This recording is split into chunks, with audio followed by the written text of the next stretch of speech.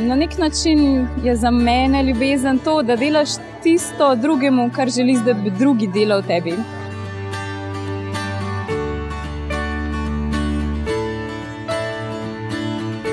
Poznam veliko ljudi, ki so srečni, so se našli preko spleta. To je naša danost.